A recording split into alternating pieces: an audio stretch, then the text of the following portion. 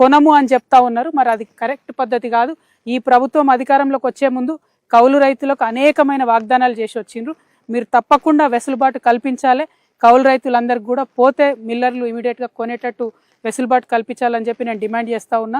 కొంచెం మానవతా దృక్పథంతో ఆలోచించండి.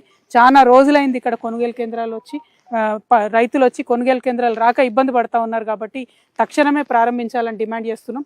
అదేవిధంగా పొలాలలో వరి మొత్తం కూడా ఒరిగిపోయింది. కోసేటటువంటి పరిస్థితి కూడా లేదు. సగంకి ఎక్కువ ఇంకా కోతలకు కాకముందే ఈ వర్షం వచ్చి ఇబ్బంది జరుగుతుంది.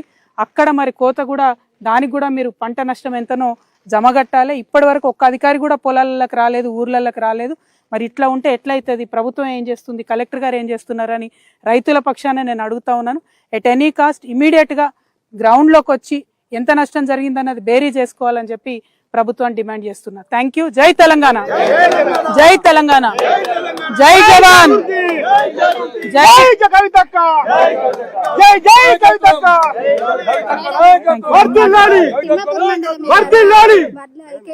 నేను మాట్లాడతా ఎక్కడ కొన్నా మండలంలో ఎక్కడ కొన్నా కూడా తీసుకోవాలి. ఏ ఊరైనా కూడా మండలం తీసుకోవాలని మాట్లాడతా. ఆమెకు ఫోన్ లో మాట్లాడతా. కలెక్టర్ ఫోన్ లో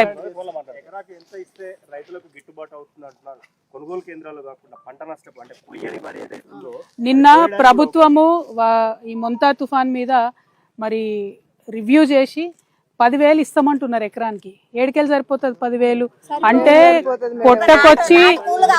పొట్టకొచ్చి ఇప్పుడు కోతకొచ్చినటువంటి సమయం కాబట్టి ఖచ్చితంగా ప్రభుత్వం 50,000 మినిమం ఒక ఎకరానికి కట్టియాలి.